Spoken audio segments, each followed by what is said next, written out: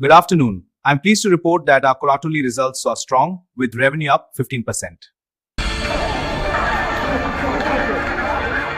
মৃত্যু যখন কয়েক ইঞ্চি দূরত্বে বাতাসের মতো তপ্ত নিঃশ্বাস ছাড়ে তখন মানুষের হিতাহিত জ্ঞান লোপ পাওয়াটাই স্বাভাবিক। কিন্তু কিশোরগঞ্জের ভৈরব রেল স্টেশনে গতকাল যা ঘটল তা যেন কোনো থ্রিলার সিনেমার দৃশ্যকেও হার মানিয়েছে। যান্ত্রিক দানব ট্রেনের নিচে পড়েও কেবল বাবার অকুতোভয় আলিঙ্গনে নতুন জীবন ফিরে পেল 2 বছরের এক দুগ্ধপোষ্য শিশু। সময়টা দুপুর 1:35। তিতাস কমিউটার ট্রেনটি 1 নম্বর প্ল্যাটফর্মে এসে দাঁড়াতেই যাত্রীদের হুড়োহুড়ি। ভিড়ের মধ্যে কটিয়াদির সেই দম্পতিও চেষ্টা করছিলেন জটলা ঠেলে কামরায় উঠতে।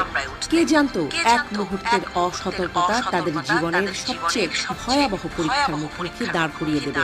ট্রেনে ওঠার সময় আশঙ্কায় ভারসাম্য হারান ওই নারী। কোল থেকে ছিটকে পড়ে যায় 2 বছরের শিশুটি। মা ও সন্তান দুজনেই তখন প্ল্যাটফর্ম আর ট্রেনের মাঝখানে সেই মরণ ফাঁদে। চারদিকে আর্তনাদ, মানুষের চিৎকার। মা কোনো মতে ওপরে উঠে আসতে পারলেও শিশুটি রয়ে যায় ট্রেনের চাকার ঠিক পাশে। আর সেই মুহূর্তেই বেজে ওঠে ট্রেনের বিদায়ী বাঁশি। চাকা ঘুরতে শুরু করেছে, যান্ত্রিক দানবটি সচল হতে যাচ্ছে। প্ল্যাটফর্মে দাঁড়ানো শত শত মানুষের নিঃশ্বাস যেন বন্ধ হয়ে গেল। শিশুটিকে তোলার আর কোনো উপায় নেই। নিচে নামা মানেই অবধারিত মৃত্যু। কিন্তু বাবার কাছে নিজের প্রাণের চেয়ে সন্তানের ধূপকানি ছিল অনেক বেশি দামি। ট্রেন পুরোপুরি গতি পাওয়ার আগেই ঝাঁপিয়ে পড়লেন নিচে। মুহূর্তের সিদ্ধান্তে নিজেকে বিছিয়ে দিলেন লাইনের সমান্তরালে। পরম মমতায় কোলবালিশের মতো জড়িয়ে ধরলেন নিজের কলিজার টুকটাটাকে। শুরু হলো এক দীর্ঘ প্রতীক্ষা। একে একে পার হচ্ছে ট্রেনের বগি, মাথা ঠিক উপর দিয়ে প্রচন্ড শব্দ চলে যাচ্ছে চাকা। একটু নড়াচড়া, একটু মাথা তোলা মানেই ছিন্ন ভিন্ন হয়ে যাওয়া। বাবা তখন পাথরের মতো নিশ্চল, তার শরীরের পুরো ভর দিয়ে ঢাল হয়ে আগলে রেখেছেন সন্তানকে। প্ল্যাটফর্মে উপস্থিত জনতা তখন স্তম্ভিত। কেউ চোখ বন্ধ করে প্রার্থনা করছেন, কেউ আল্লাহ আল্লাহ বলে চিৎকার করছেন। তিতাস ট্রেনের টিকিট বিক্রেতা ফালু মিয়া সেই মুহূর্তের বর্ণনা দিতে গিয়ে শিউরে উঠলেন। তার ভাষায় মনে হচ্ছিল আকাশ ভেঙে পড়বে, কিন্তু ওই বাবা নড়েননি।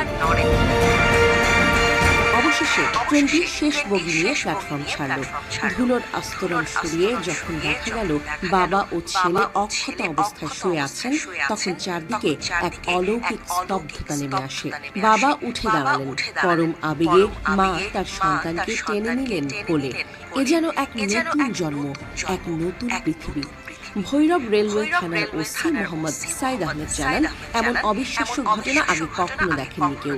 বড় কোনো চোট নেই, নেই রক্তপাত, শুধু আছে মৃত্যুর মুখ থেকে ফিরে আসার এক বুক আতঙ্ক আর বিস্ময়।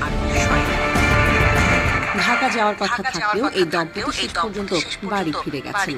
নাম পরিচয় ছাপিয়ে ভৈরবের আকাশে বাতাসে এখন শুধু একটাই কথা, বাবার বুক কি হিমালয়ের চেয়েও শক্ত?